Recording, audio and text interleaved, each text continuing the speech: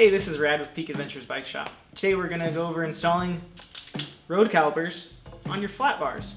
So for today's job, we're only going to need a couple of parts. We'll be needing a front and rear brake, a cable for each brake, a cable end for each brake cable, and then some housing. However, our customer doesn't want black housing. They want some beautiful braided housing. The tools we'll be needing for this job, 5mm for this in particular set of brakes. Getting a multi-tool set similar to this, or just your simple bike multi-tool should be plenty for a job like today's. We use these Park Tools cable cutters. We also use a set of Pedro cable cutters. They work great. Most people end up having some cutters like this at home. These end up fraying the cable. They're not really ideal for the job. If you're in a pinch, you can definitely get away with using these. But worst case scenario, coil up that cable, drop into a bike shop, they'll cut it for you. So it's always best to drop your wheel when you're working on brakes.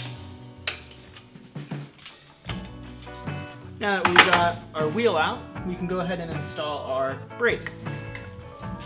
Our front brake has the longest post out of our two brakes. And the reason for that is it needs to go through the fork right here. Make sure you have your washers on the front.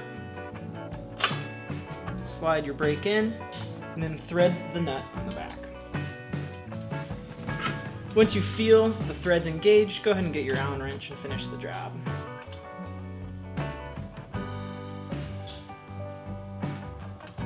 We're going to come back over this later with a torque wrench. If you don't have a torque wrench at home, get it hand tight, but it's always good to go to a bike shop and have them double check it for you with the torque wrench. Calipers installed. When installing the rear caliper, it's the same process. Just simply put the bolt through the frame and tighten it down. And now we're going to put our wheel back on. Hocus pocus! Now let's get some cables installed. So now we've got our caliper installed. First thing we need to do is measure our housing. So we're going to start at the brake lever itself and then have it go right on down to our caliper. So you can gauge now how big of a loop you want. I'll bring mine on down right here, what I think is pretty good. Mark it, and then we'll cut it there. So now we got our cable or our housing cut. We put ferrules on the end of each side of the housing, and this will just prevent the housing from unraveling on the ends and just give us more consistent braking in the future. Now when you're setting this up, a good thing to remember is right lever is the rear end of the bike, and the left lever is the front end of the bike. And we'll install our rear housing. Pro tip is you want it to look as uniform as possible on the front end of the bike. And just make sure you like how that looks. Now let's get some cables in there. Once the cable comes out the end of the housing, make sure to route it through your brake bolt clamp. Now we're going to adjust our cable tension. Pretty simple with these road calipers. We're going to squeeze the caliper together so that both pads are engaging on the brake surface of the rim. And then we're going to make sure that our quick release mechanism, you can see this little switch right here, is all the way in the down position. Now we will pull our cable through and tighten up this bolt. I'm not constantly holding that cable because I don't want to apply too much tension. Once I get that nice and snug, I can let those go. Let's rotate our wheel and make sure that our brakes are not rubbing. Great, they're not rubbing. And when I engage the lever, it's working. You can also use these barrel adjusters that are up here.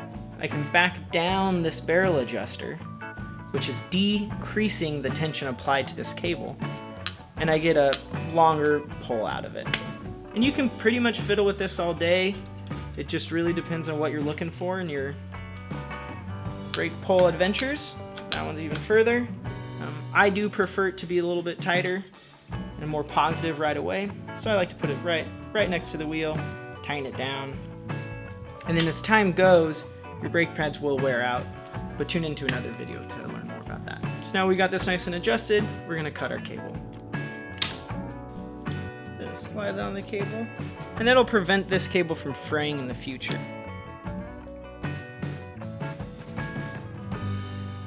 So now we have our caliper installed, housing, cable, we're all tightened up.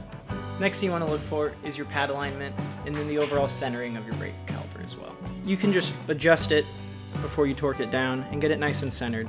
And you want to make sure that each brake pad is engaging at the same time.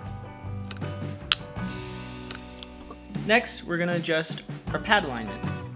You want to make sure that the pad is engaging in the center of the brake surface.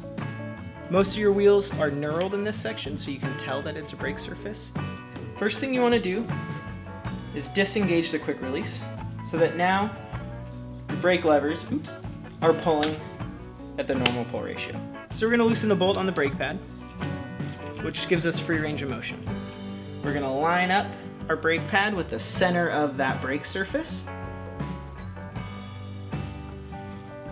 And it helps to look as well along the line of brake surface and make sure that the brake pad is level. Once I get it to a place I like, I then activate the lever with my other hand. Keeping the lever still engaged, I now tighten the brake bolt, and I'll now repeat this for the other side. The last step is making sure everything's torqued down and safe to ride. Thanks for tuning in today. If you have any questions, put them in the comments below. Peak Adventures is always happy to help.